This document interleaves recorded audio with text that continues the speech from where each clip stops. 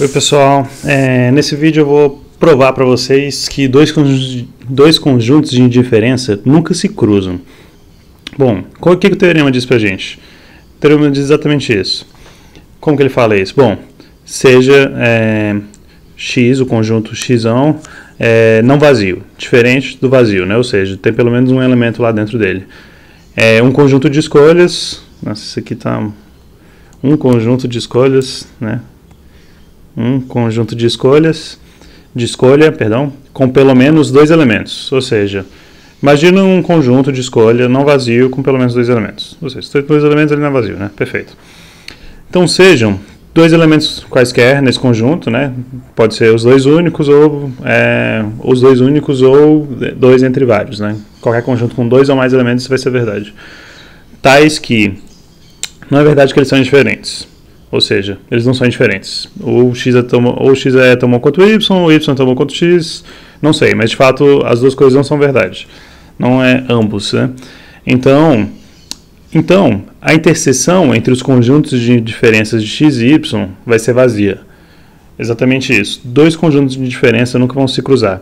E a gente vai perceber por quê. Primeiro, pode não ser claro, por que isso não vai acontecer, mas acho que na demonstração vai esclarecer um pouco isso aqui. Bom, como que a gente consegue provar isso? Bom, existem várias maneiras de fazerem provas matemáticas. Uma das maneiras mais interessantes, na minha opinião, é prova por contradição, que é o que a gente vai usar agora.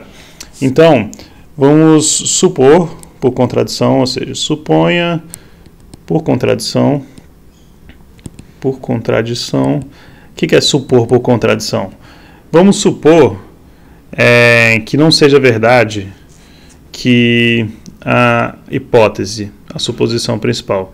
Vamos supor, então, que os conjuntos de indiferença deles se cruzam, ou seja, vamos supor que, só para contrariar, suponha por contradição, só para contrariar, que os conjuntos de diferença yx conjunto de diferença de x e de y não sejam vazios, ou seja, se eles não são vazios, existe pelo menos um elemento, existe pelo menos um z pertencente a essa interseção, não é verdade? Porque ele não é vazio, então, um z qualquer, né?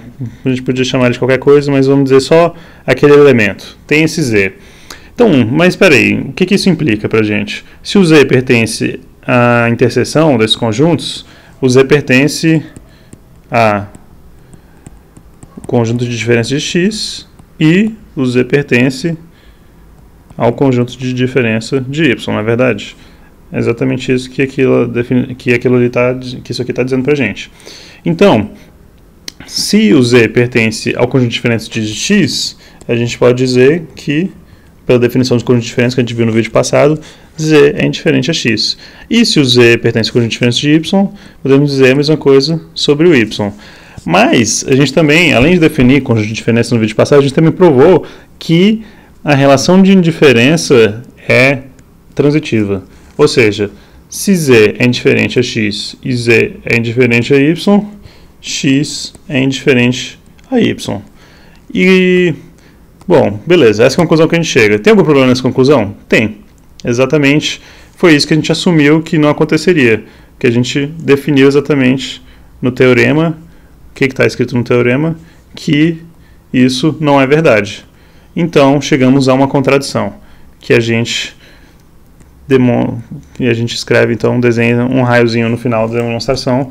Chegamos a uma contradição, portanto, a suposição que a gente tomou não é verdadeira. Qual foi a suposição que a gente tomou? Foi de que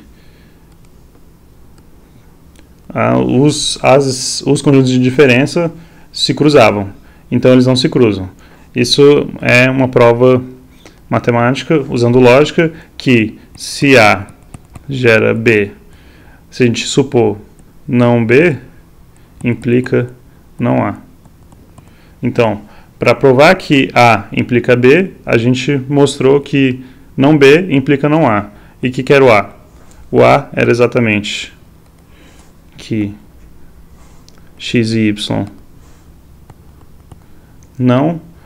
x e y não são indiferentes E o B é de que, se eles não são, é que o conjunto de diferença deles não se intercepta, né? Não se cruza. Então, para provar que A implica B, a gente fez mostrando que não B implica não A. Não B implica não A. Perfeito. Muito obrigado.